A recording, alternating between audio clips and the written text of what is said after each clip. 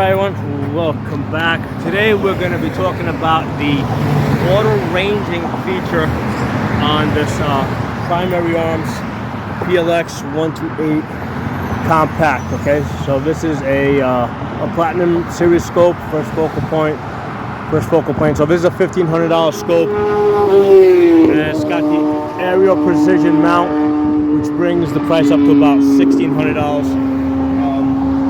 So there's a feature in here, and I'm going to show you a printout that allows you to auto range off the size of a person. Now, at the end of the video, I'll actually have you guys try and look through the camera. I spent quite a while trying to get the camera to focus. The problem is that the camera wants to focus on the lens instead of on the image, so I was just having a hard time. But I should be able to at least catch one still.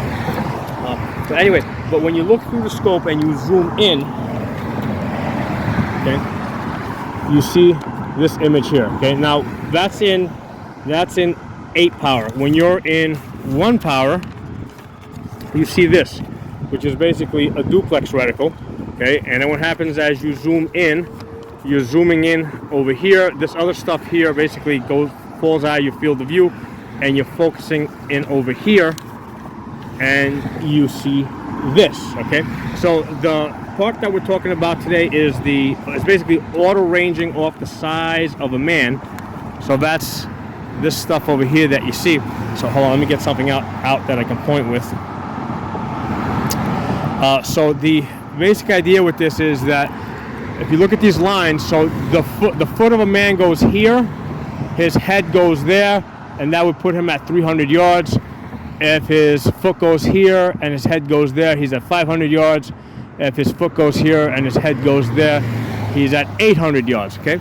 Now, a great thing that I found that was extremely useful is the fact that they put this line over here. This basically the horizontal stadia line, which allows you to range estimate from the belt up, all right, or from the belt down. So basically, if the belt is over here and his head's up there, he's at 700 yards. If his belt is here and his head is there, he's at 350 yards. So this was especially useful as I was trying to range estimate people like this guy right here that's on the bicycle, right, going further out. Because when he's on the bicycle, well, that guy's really hunched over. But if they're sitting a little bit more upright, you can range estimate somebody that's sitting on a bicycle or that's sitting down. So that's extremely useful. So now one of the things that I found, because I was playing around with this scope yesterday, and here's the thing: you have to take it off the rifle and get out into the real world and actually point this scope at real people and cars and trucks and airplanes and ships. So you got to get out into the real world to really test it out. It's got to come off the rifle. So I've had it off the rifle for about a week, and I have found a lot of really, a lot of really interesting things through experimentation. I did a video yesterday where I was leading targets, and when I was leading targets, I found that basically I had to dial back mostly in 3 power, especially if I was trying to lead something like a car. And the reason is because if you're trying to lead, let's say, a car, and you're fully zoomed in, you can't track it. So as soon as you pick up the car, it's already left your field of view. So you have to basically zoom out so you can kind of see it a little further out here. Right now, obviously this is 1 power, so that's so you gotta be in the middle somewhere. But you can see it when it's further out here, right? And then basically follow it in, right? And then count how many seconds it takes. The way we were tracking yesterday is basically from the center. I'll go back to this so you can see. So the way you lead something is basically you start here and then you count 2 seconds. So you 1, 2, how far does it get, right? So let's say it gets to this first line over here, which is the 800-yard line. So let's say it takes 2 seconds to go there. So now you know how fast it's. So if it's going in that direction, all you would do is just shift this over, and as soon as your car passes this 800-yard line right here, you pull the trigger, and then the bullet and the target are going to connect here. So that was yesterday when we're talking about leading the target. If you haven't seen that video, just look it up. Just look up Primary Arms M8 Raptor leading targets, and you will see that video that I did on that. So anyway, what I was saying is yesterday I had to zoom out to 3 power to 4 power in order to be able to track the targets in. But today, as I was trying to do the auto ranging here, I found that I pretty much needed to basically be zoomed all the way up to 8 power, because otherwise these lines are just too thin to see, and the numbers up here are too small to actually read. So you have to zoom all the way up to 8 power in order to be able to use this feature.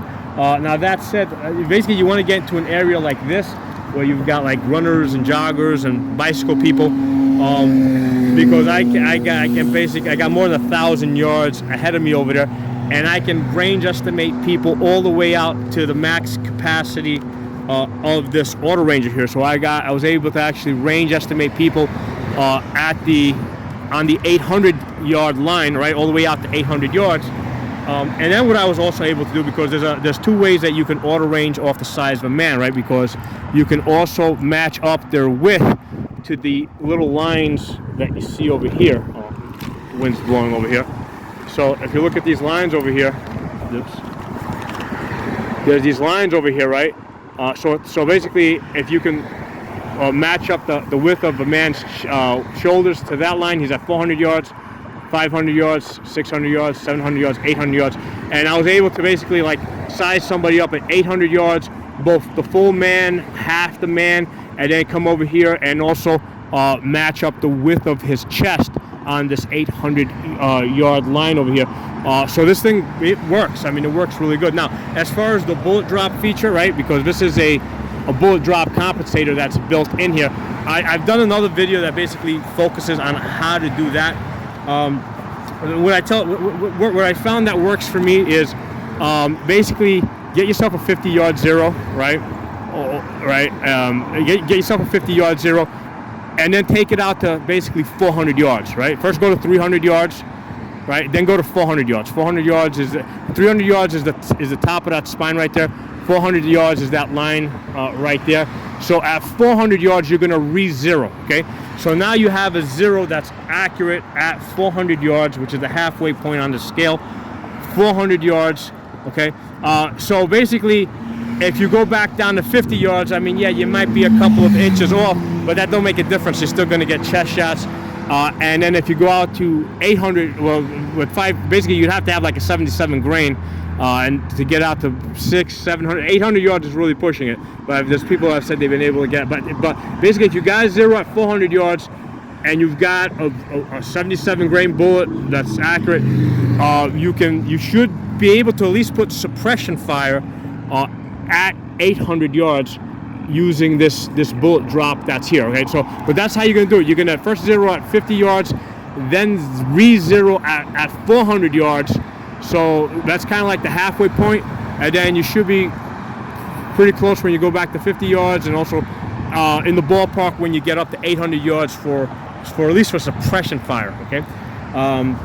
So this is an excellent feature of this reticle, right? This auto ranging reticle, and especially when you with people, because people are small and they move really fast.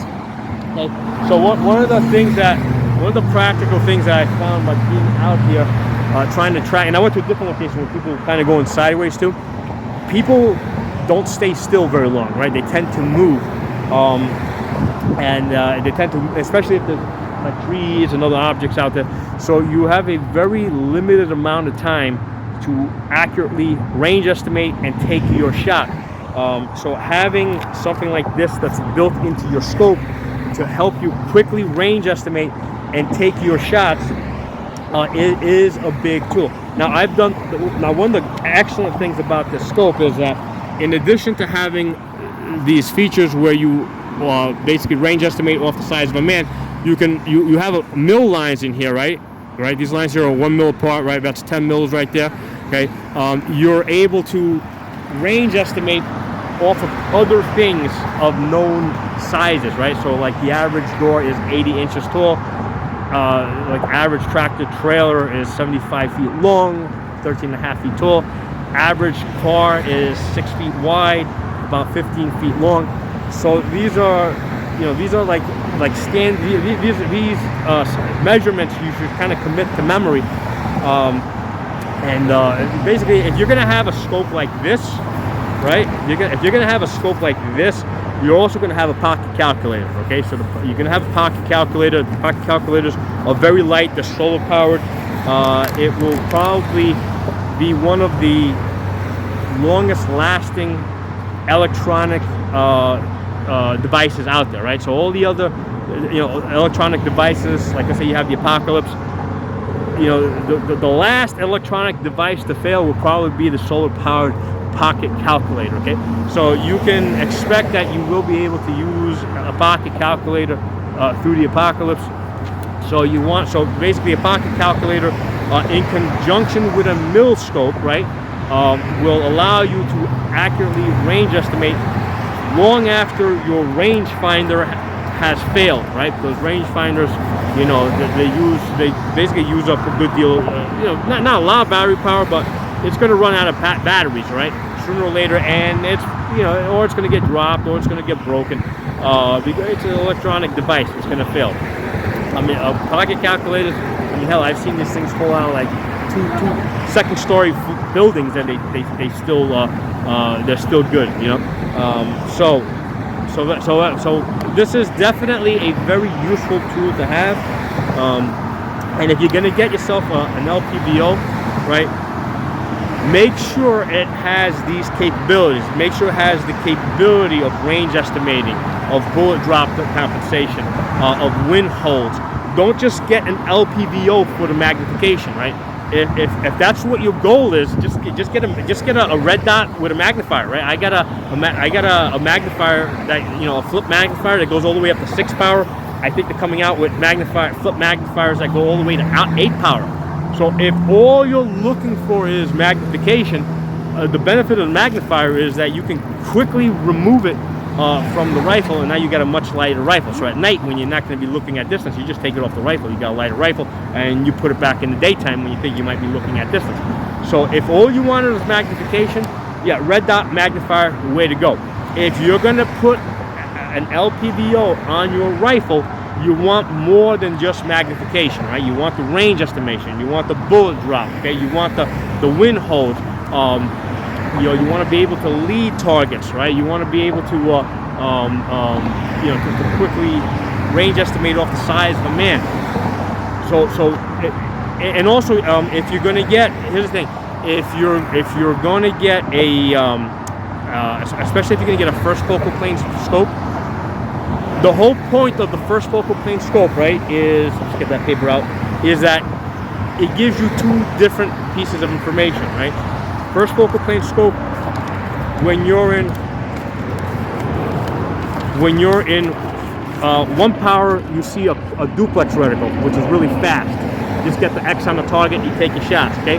When you're zoomed in, all right, then you see the details, right? But then if you're going to go back out, it gets rid of the information that you don't need, and you go back to a duplex reticle.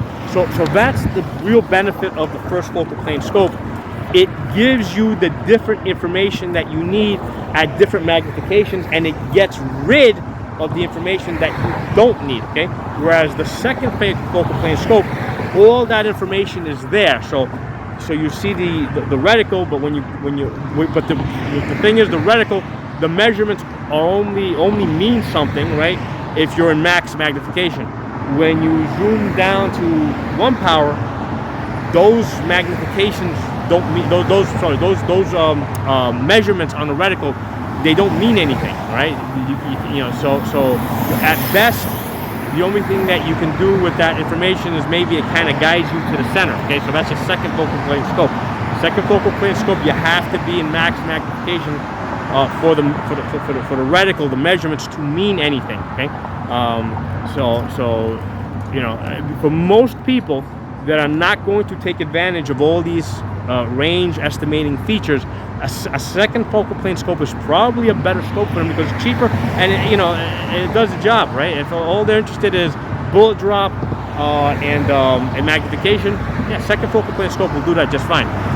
But if you want to be able to lead targets and range estimate and do all this, yeah, now especially for leading targets, that's where I found yesterday that the first focal plane scope was really paying dividends.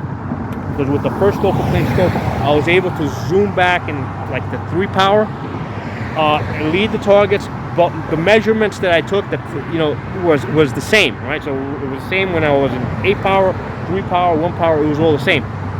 When I tried to do that in the second focal plane scope, where I was trying to lead targets, I had problems because I was taking measurements in one magnification but zooming to a different one so I could track the target, and now my measurement was no good anymore, right? Because it was second focal plane. So anyway, I talked about that in the other video. I hope you guys enjoyed this video. What I'm going to try and do now is I'm going to try and attach some images, a quick video, so that you guys can kind of see what I was seeing through the scope. And again, there's a focusing problem, right? Because the camera wants to focus on the lens, or wants to focus on the distance. It doesn't want to focus on the reticle itself, which is what I want you guys to see. So thanks for watching. Drop some comments below. I'll talk to you all soon.